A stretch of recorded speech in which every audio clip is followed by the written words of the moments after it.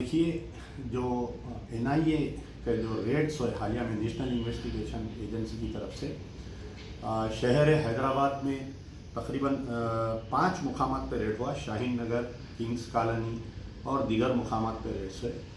तो पहले तो ये बताना चाह रहा हूँ कि एनआईए जब से फॉर्म हुई, यानी दिसंबर 2008 में एनआईए को फॉर्म किया गया और एनआईए फॉर्म करने का मंशा और मकसद ये था कि सीबीआई में जो है टेरर रिलेटेड केसेस की सही तहकीकात नहीं हो रही है। एक ही फिरके के, एक ही तबके के लोगों को, ख़ास तौर पर मुसलमानों को इसका टारगेट बनाया जा रहा है। तो इस मुद्दे को नज़र एक इम्पार्शियल इंक्वायरी के लिए एनआईए नेशनल इन्वेस्टिगेशन एजेंसी को फॉर्म किया गया। जब से उनको फॉर्म किया गया और जब से नरेंद्र मोदी की गवर्नमेंट आई है, जब से एनआईए को जितने भी केसेस दिए गए, चाहे वो घटकोपर ब्लास्ट केस होने दीजिए, मक्का मस्जिद ब्लास्ट केस होने दीजिए, मालेगांव 1 2006, मालेगांव 2 2008, अजमेर ब्लास्ट और आपके जामा मस्जिद ब्लास्ट, जितने भी ब्लास्ट के केसेस इनको दिए हैं, तमाम में जब से नरेंद्र मोदी आए ये तमाम लोगों को बाइज्जत बरी किया जा रहा है। खुद आपके हैदराबाद में जो बाज़ाफ्ता स्वामी असीमानंद का स्टेटमेंट है, दिल्ली सीबीआई कोर्ट के जज के सामने 300 पेज का स्टेटमेंट है कि इकबाली बयान दिए हैं कि ये अभिनव भारत का हाथ है, ना सिर्फ मक्का मस्जिद बल्कि तमाम हिंदुस्तान में जितने बम ब्लास्ट है। और एनआईए का वकील कौन रहता है, आप सुन के हैरत करेंगे कि एन हरिनाथ जो एबीवीपी का एक वकील है, एबीवीपी का वकील है, खुद उसके अपने फेसबुक पे उन्हें ये बोल रहा है कि मैं जो है बीजेपी और आरएसएस से मुतासिर हूँ बोल रहा हूँ। तो ऐसे शख्स को एनआईए का वकील बनाया गया मक्का मस्जिद में कातिलों को सज़ा दिलाने। लेकिन ये वकील जो है तमाम आरएसएस बीजेपी के लोगों को बाइज्जत बरी हो गया मक्का मस्जिद में। चाहे वो थोड़े दिन पहले वटोली का वाक़या देखिए, उसमें भी कातिलों को बाइज्जत बरी कर दिया गया। अब वो एनआईए जो है मक्का मस्जिद बम ब्लास्ट में जो इन्वेस्टिगेशन कर रहे हैं, आज की तारीख तक सुनील जोशी का मर्डर हुआ, वो मर्डर की कोई तहकीकात एनआईए से नहीं हो रही, जबकि Mecca Masjid plus other bomb blast case में Sunil Joshi is the accused number 1। फिर उसके बाद में संदीप वी दांगले और रामचंद्रा कलसांगरे, ये 2 लोग जो है, ये 3 लोग अभी तक मिसिंग हैं। तो एनआईए इतनी बड़ी इन्वेस्टिगेटिव एजेंसी मक्का मस्जिद ब्लास्ट केस के कातिलों को आज तक गिरफ्तार नहीं कर सकी। अब यह हुआ कि तेलंगाना जब से अलग हुआ, तमाम तंजीमें जो हैं केसीआर साहब के तारीफ करने में मुंह नहीं सूखता इनका। आप किसी भी तंजीम का नाम ले लीजिए, चाहे वो पॉलिटिकल तंजीम रहे, सियासी तंजीम, गैर सियासी तंजीम, चाहे मजलिस इत्तेहादुल मुस्लिमीन का नाम लीजिए, शुरू दिन से केसीआर टीआरएस की तारीफ यही रहा। आप चाहे गैर सियासी तंजीमें लीजिए, जमात इस्लामी का नाम लीजिए, आप तबलीगी जमात का नाम लीजिए, आप जमात अहले हदीस, तबलीगी जमात नहीं, जमात अहले हदीस का आप नाम लीजिए, आप तामीर मिल्लत का नाम लीजिए, आप कोई भी तंजीम का नाम लीजिए, मुसलमानों का कोई मुसलमान लीडर का नाम लीजिए, ये लोगों का ये एक वतीला बन गया, पेशा बन गया कि रमज़ान की इफ्तारी की दावत में जाना, चीफ मिनिस्टर की तायीद करना और हर इलेक्शन आते ही सबसे पहले भागते हुए जाके तारीफ करना। तो मैं उन तमाम सियासी गैर सियासी तंजीमें जिन्होंने टीआरएस की तायीद की, मेरा सवाल है 2016 में ये आईएसआईएस केस बोल के तकरीबन तलाबकट्टा, भवानी नगर, मुगलपुरा, मीर चौक के 10 बच्चों को गिरफ्तार करे। आज की तारीख तक वो लोग जेल में हैं, जबकि उनके केस में ट्रायल में तकरीबन विटनेसेस हॉस्टाइल हो गए। इंशाल्लाह वो 2016 में जो एनआईए से गिरफ्तार किए गए तमाम बच्चे बाइज्जत बरी होने के पूरे इम्कानात हैं।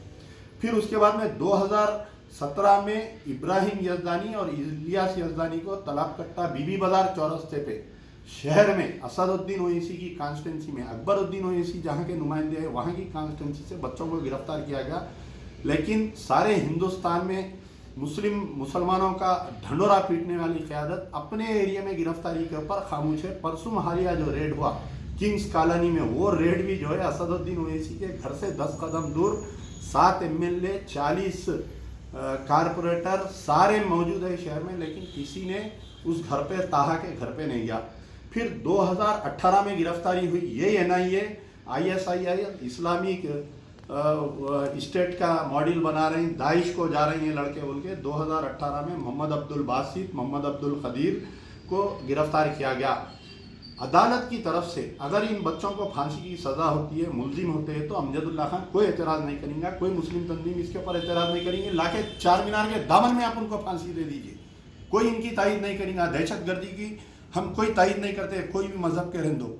लेकिन 11 साल बच्चे जेल में हैं, task force blast office case में 11 साल बच्चे जेल में हैं, एक नहीं दो नहीं। आप अंदाज़ा लगाइए, एक रात अगर बच्चा घर को नहीं आया तो पूरा ख़ानदान उसको ढूंढने निकल जाता। 11 साल जेल में रहने के बाद में उन बच्चे बाइज्जत बरी हुए। और ये तेलंगाना गवर्नमेंट, ये केसीआर साहब की गवर्नमेंट, ये केटीआर की गवर्नमेंट, ये महमूद अली होम मिनिस्टर की गवर्नमेंट दूसरे दिन अदालत में उस फैसले के खिलाफ में हाईकोर्ट में जाती है। वटोली ब्लास्ट केस में जहां पर, वटोली कत्ल केस में जहां पर आरएसएस वाले बाइज्जत बरी होते हैं, मक्का मस्जिद में जहां पर आरएसएस वाले बाइज्जत बरी होते हैं, ये हमारी सरकार केसीआर की, ये केटीआर की, ये महमूद अली होम मिनिस्टर की सरकार अपील पे नहीं जाती। जहां पर हिंदू दहशतगर्द कातिल करार देते हैं उनके खिलाफ में अपील में नहीं जाती। अब ये एनआईए का रोल हम कैसा मानना बताइए, जबकि बम्बई की एक मशहूर वकील, उसका 2 दिन पहले भी बयान आया, आज से 6 महीने पहले भी उनका बयान आ रहा कि मुझे प्रेशर किया जा रहा है कि चार्जशीट मत डालो बोल के। जैसा नरेंद्र मोदी की गवर्नमेंट आई, सारे लोगों को बेल हो गई, बाद में सारे लोग बाइज्जत बरी हो गए। तो आज बतलाइए, ये वाकया पेश हुआ होने के बाद में बंडारू दत्तात्रेय का बयान आता है। बड़े अफसोस की बात है, बंडारू दत्तात्रेय साहब, आपके पास कई मुस्लिम लोग आते हैं काम लेने के लिए, लेकिन आप जो है इस एनआईए रेड्स के ऊपर बयान दिए, लेकिन हमारे मुस्लिम डिप्टी चीफ मिनिस्टर साहब, हमारे मुस्लिम होम मिनिस्टर महमूद अली साहब खामोश है। अरे हर मसले पर खामोश, आलेर एनकाउंटर में खामोश, अफजलुद्दीन नवाखी जो आर्मी गैरिसान में जो बच्चे को जला दिए उस पर आप खामोश, किशनबाग राइट्स पे आप खामोश, हाल में निज़ामाबाद में जो कम्युनल राइट्स हुआ, खुला दहशतगर्दी हुई, कितनों को गिरफ्तार करे बताइए आप। अगर वो कोई मुसलमानों के जुलूस में गड़बड़ होना था, अब तक 100-150 बच्चों को लाके डाल देते, ताड़ा पोटा मीसा जो बने हो नेशनल सिक्योरिटी एक्ट डाल देते। लेकिन हमारे निज़ामाबाद के पुलिस कमिश्नर, बड़े अफसोस की बात है, उनको जो है क्राइम नंबर कुछ एक मैं देखा सेक्शन लगाए, बेलेबल सेक्शन में गिरफ्तार करे। खुला अलल ऐलान गालियां दे रहे मुसलमानों को, लंगे लंगे गालियां दे रहा उन्हें। वहाँ के जो बीजेपी के कैंडिडेट का है राइट हैंड है, उन्हें ठहर के गालियां दे रहा। आज की तारीख तक निज़ामाबाद में जो वाक़या हुआ, एक बच्चे को गिरफ्तार नहीं करे, किसी को आइडेंटिफाई नहीं करे। आखिर क्या हो रहा बतलाइए स्टेट में? क्या बीजेपी की गवर्नमेंट है तेलंगाना में? बतलाइए। और हमारे मुस्लिम तंजीमा बेचारे मुंह नहीं सूख रहा तारीफ करते हुए, हमारे जमात इस्लामी के हामिद मोहम्मद खान साहब, आपके निज़ामाबाद जो जहाँ के जमात इस्लामी के मलिक मोहतशिम अली खान साहब है, वहाँ पर यह वाक़या हुआ। अरे 48 घंटे हो गए आज एनआईए गिरफ्तार करके बच्चों को, कोई एक मेमोरेंडम नहीं दे रहा जाके मिल के, कोई चीफ मिनिस्टर से नहीं मिल रहा। चीफ मिनिस्टर से मिलने की हिम्मत नहीं है कोई मुस्लिम लीडरों में। चीफ मिनिस्टर कोई मुसलमान लीडर से मिलना पसंद नहीं करते उन्होंने। और महमूद अली साहब डिप्टी चीफ मिनिस्टर थे, खामोश थे, अब होम मिनिस्टर है, खामोश है। क्या मतलब है बोलिए आप? कहाँ पर जा रहा है यहाँ पर तेलंगाना के मुसलमानों का? क्या ये मुसलमानों के बच्चे हैं या कुत्ते बिल्लियों के चूड़ियों के बच्चे हैं या मुर्गियों के बच्चे हैं? चीर आके उठा के लेके जा रही, बतलाइए आप।